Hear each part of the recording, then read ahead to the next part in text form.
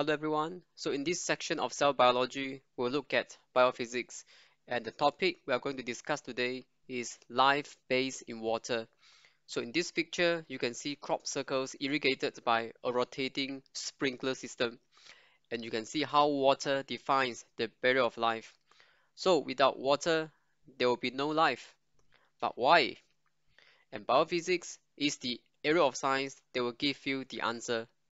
Before we begin, here are a couple of important announcements. So first about textbook. So you can refer to this one, which is the Catch-up Compendium 3rd edition.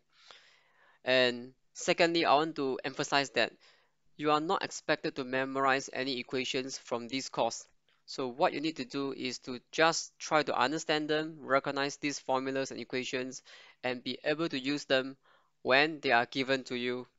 And last but not least, always get yourself ready with a calculator and pencils for the interactive questions we have in all these lecture sessions in biophysics. So, what is biophysics? It is the use of physics to explain or understand biological phenomena. For example, biology tells us that elephants are the largest land animals, but physics tells us that why a flying elephant could never exist. That is because life operates under physical constraints.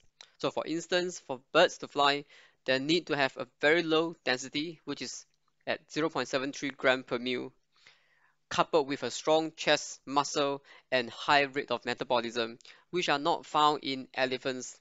So in other words, to understand life, we will need to understand the physics and chemistry behind the scene.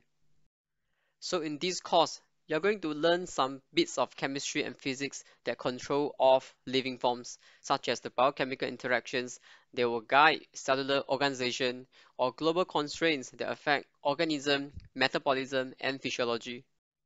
There will be 5 lectures in this biophysics section, which are life based in water, thermodynamics 1 and 2, kinetics, acid bases and buffers, while the last one will be a troubleshooting and revision session. Okay, here is a common question. What compound do scientists look for in the search of extraterrestrial life? Okay, you are right. The answer is water. And this happened 2 years ago where scientists discovered water on the surface of planet Mars. And the next logical thing to search for is if there is any living organism. But why is it water? As some people may argue that the alien life could live on a different type of biochemical reactions. Yes, it is true, but if you look at the relative abundance of elements in the universe, what do you have here? You have the most abundant elements being hydrogen, followed by helium, oxygen, and all other heavier elements. And my question is, can helium take part in any chemical reaction? The answer is no, because it is an inert gas. So take away helium from this recipe of universe, what do you have? You have mostly hydrogen and oxygen, and therefore now you should see why water is so important. So water is awesome. At least all life forms on Earth will require water for their survival, and it is important for a number of reasons. But first of all, most chemical reactions will require a good solvent, and it happens that water is a universal solvent which can dissolve much more substances than any other liquid, and therefore water can participate in many kinds of chemical reactions. But the question is, what makes water a good solvent? First and foremost, water is able to form hydrogen bonds. Now, if you look at the structure of a water molecule, we know that the oxygen is electronegative, while the hydrogen atoms, they are electropositive. And as a result, water is a polar molecule. So you have the partial positive charge or delta positive with the hydrogen atoms and the partial negative charge or delta negative with the oxygen atom. And consequently, these dipolar water molecules will allow the formation of hydrogen bonds among itself and also to form hydrogen bonds with other polar molecules. We know that a hydrogen bond is a weak force, but collectively they give water an unusually high boiling point, which is at 100 degrees Celsius.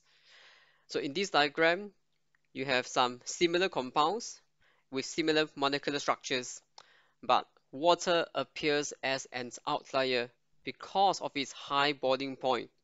So all these compounds, except for ammonia, they cannot form any hydrogen bond.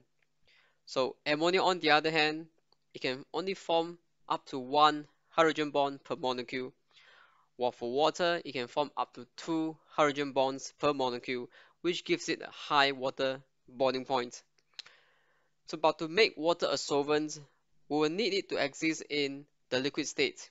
So this only happens when the planet is at the right distance from the sun. So this area where liquid water can be found is known as the habitable zone or the Goldilocks zone, and we're just at the sweet spot. Okay, so when water is in its liquid form, it is a good solvent for dissolving charged and polar molecules. Now, can you please think of any examples of polar molecules? Something like alcohol, carboxylic acids, or ammonia. Now, how about some examples of charged molecules, such as strong bases, acids, and salts? So as long as a particle is charged or polar, water molecule can form hydrogen bond around the particle. So this layer of water on the surface of a solute is known as the hydration shell. Okay, the next question to ask is that what determines solubility in water? Number one, almost all ionic and charged compounds can dissolve in water because the charge-charge interaction is a strong force. As for the larger biomolecules, that will depend on the presence of polar or charged side groups. So these are some examples of polar functional groups, such as the alcohol group, thiol group, carbonyl group, ester group, and the amide group.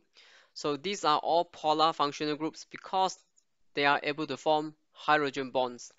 Now, on the other hand, these are the examples of charged functional groups, such as the amino group and the carboxyl group that can be found in an amino acid and also the phosphate groups. So for information, the charges on these functional groups are totally dependent on the pH of a solution. So when you have more polar or charged functional groups, the compound gets more soluble in water. Okay, here is a question to test yourself. Which is the most polar molecule among these compounds? Now, always remember the OH group are polar, while the carbon chain are non-polar or apolar. So please pause the video for a moment to think of the answer. And now, let me review the answer. The correct answer is A, which is the compound with the shortest hydrocarbon chain. So all of these compounds, they only have one polar group, which is the OH group, while the one that comes with the shortest hydrocarbon chain will be the one that is most soluble, and therefore the solubility will decrease from A to D. And how about this question? So please think for a moment and pause the video. Well, let me review the answer. The answer is C, because A contains both polar groups, which are the acidic group and the alcohol group, while B contains only one acidic group, and C contains only one alcohol functional group, which is less polar than the acidic group, while D is non-polar. Therefore, you have A, B, C, D following the sequence of most soluble to the least soluble in water. Molecules that are non-polar or apolar, they are known as hydrophobic. So, can they form any hydrogen bond? No. Instead, they disrupt hydrogen bonding formation. So, these molecules are said to be afraid of water, where you get the term phobia. And due to this nature, hydrophobicity is a major force in drawing protein folding, which is a spontaneous process in which the hydrophobic region will try to arrange themselves into the core of the protein, avoiding contact with water molecules as much as possible, while the hydrophilic polar groups will be found on the surface interacting with the water molecules. Sometimes a molecule can be both hydrophilic and hydrophobic, and it is known as an amphipathic molecule, such as the fatty acid. So in a fatty acid, you have the glycerol and phosphate group that is hydrophilic, and also long hydrocarbon chains that are hydrophobic. So what happens if we mix them in water? Well, the hydrophilic head will face outward in contact with water, while the hydrophobic tails will face inward, avoiding contact with water. And this is the basis of membrane structure formation. Due to the amphipathic nature of phospholipids, these molecules will assemble themselves spontaneously into membranes, which then allows the compartmentation of functions into organelles. Here is another question, so please pause the video for a while. And the answer is B. In a folded protein, apolar or non-polar amino acids will be packed in the interior of the protein. In the second part, we will talk about the concept of moles and molarity. Then we will look at the diffusion of molecules and how the movement of molecules generates turgor pressure, which will then allow osmosis to happen. Okay, here is a quick revision to a basic chemistry. So in biology, we will need a way to quantify molecules. For instance, how much oxygen can our lungs take in 1 second?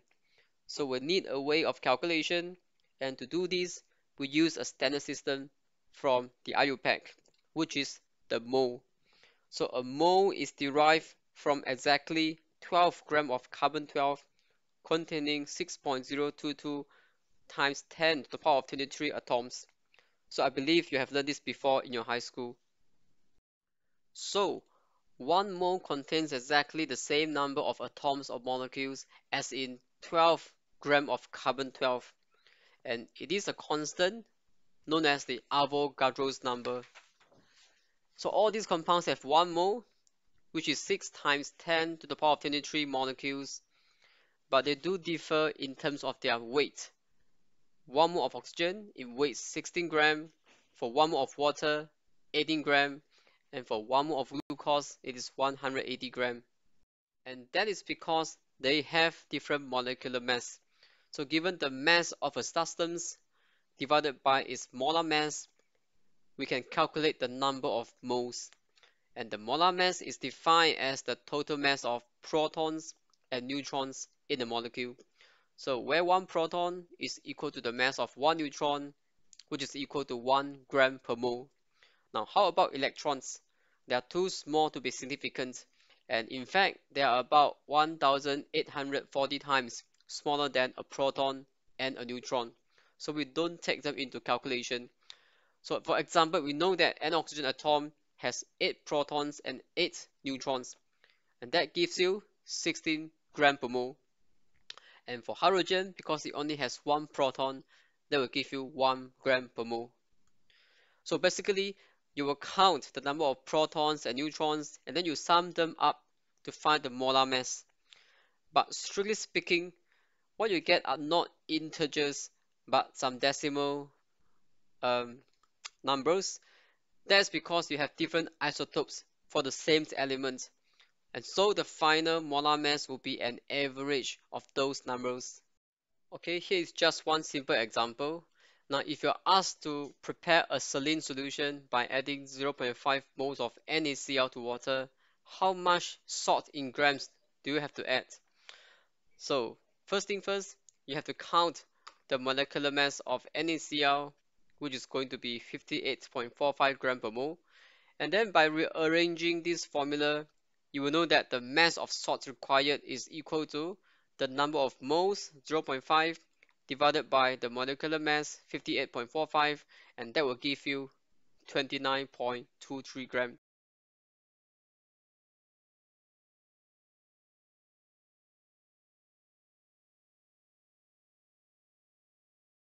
Okay, here is a practice question for you, and the answer is A, 0.032 moles. Next, we'll talk about molarity. So moles tell us the number of molecules, but sometimes we are more concerned about the concentration of a substance, which is molarity. And we can calculate molarity by dividing the number of moles in 1 liter of water, which means the unit of molarity is going to be mole per liter, or we call it molar in capital M. Now, for example, we can calculate the molarity of water.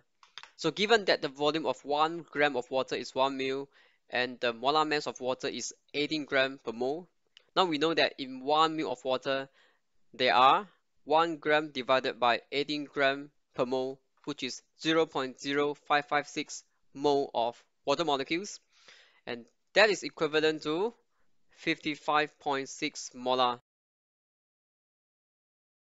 Okay, here is another practice question. Please pause for a moment and get the answer. And the answer is 14.61 gram. I hope you got it correctly. So please bear in mind, calculating molarity is something you do every day in your wet lab rotations, so it is really fundamental. And next, we'll talk about the Brownian motion. So showing in this picture are microspheres floating freely in water. There was no disruption in water, but you can see these particles are jiggling around. And this motion is due to the thermal energy that is converted into kinetic energy. The movement is random because these collisions among the molecules are random as well. And this random motion is known as the Brownian motion. Okay, here is the question. Which particle will move faster? Is it the large particle or the small particle? Well, the answer is the small particle, because for smaller particles, they will collide much less often than the large particles, and therefore they could diffuse faster than the large particles. And not only this, if you consider about the formula for kinetic energy, for the same amount of energy within the system, the smaller is the particle, the faster would be their velocities.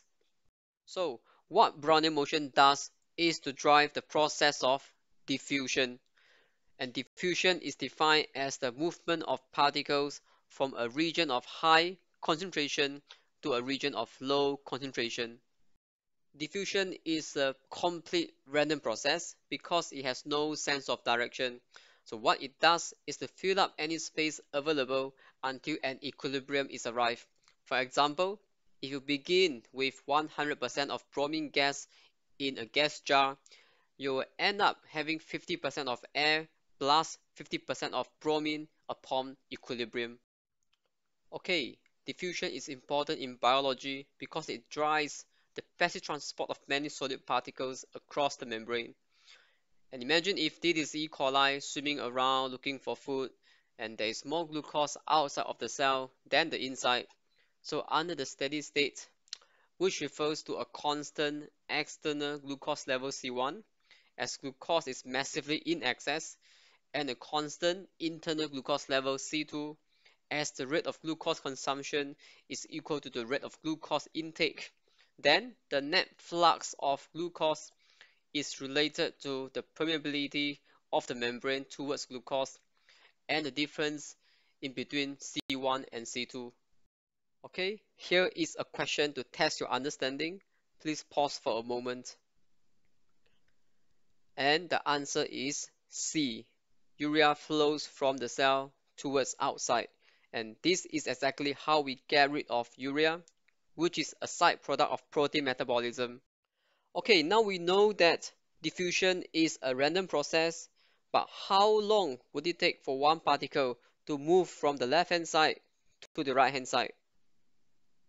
And this is an important question because it tells us in the context of a cell, if you have a protein produced in one side of the cell, how long does it take to travel across to arrive at the other end of the cell purely by diffusion?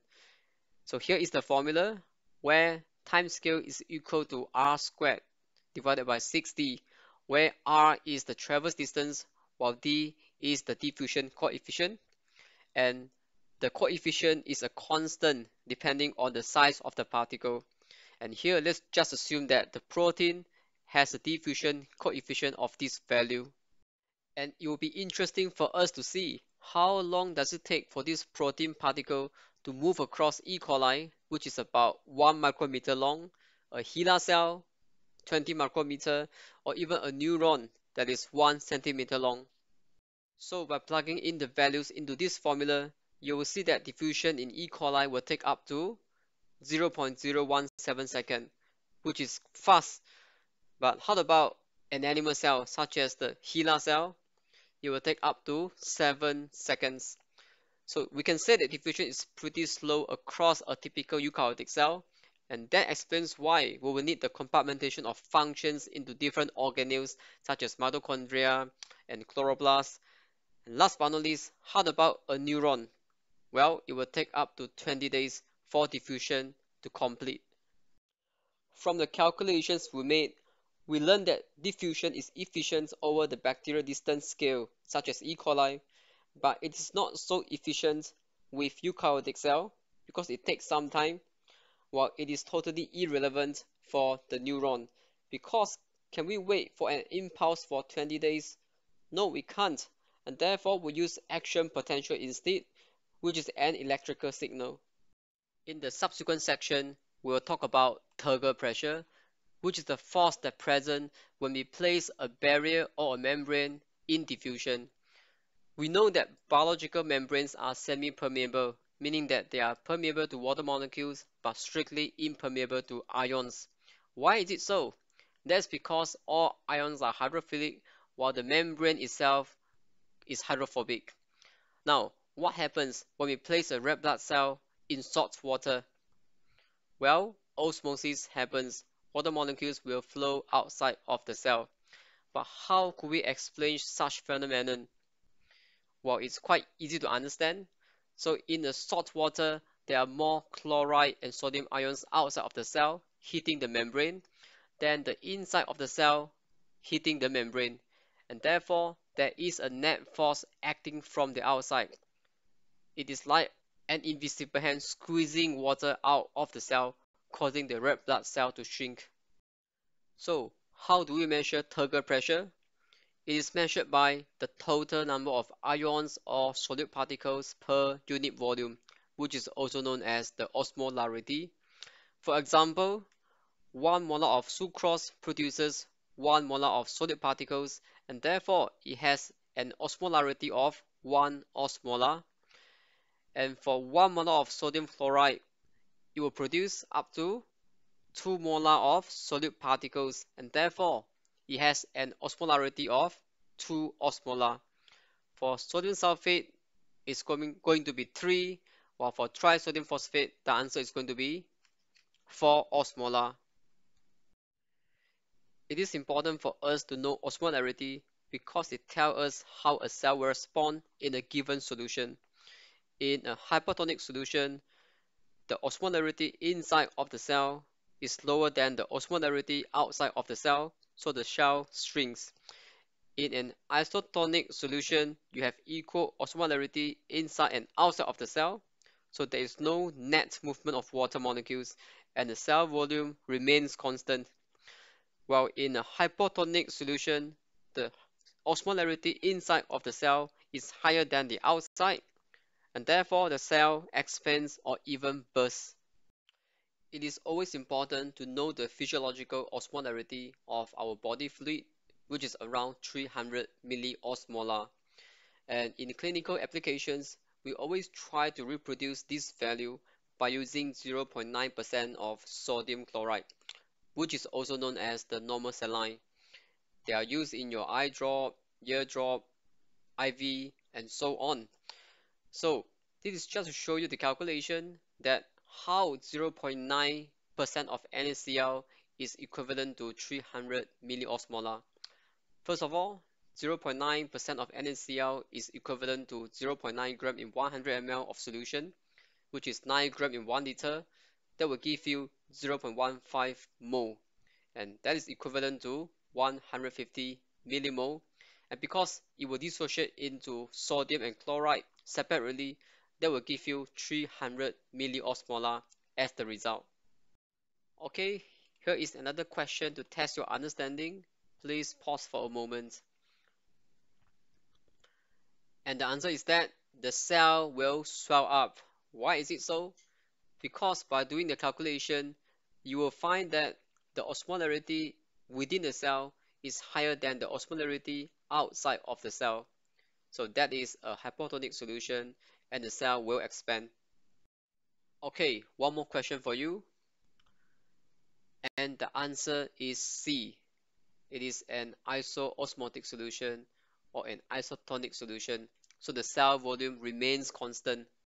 Okay, we have come to the end of this session and we have covered everything about the key properties of water. We have covered about the concept of mole versus molarity, and you have learned about diffusion, Brownian motion, and you know how to calculate osmolarity. So if you have any questions, just send me emails or drop a questions on the discussion board in Canvas. Thank you.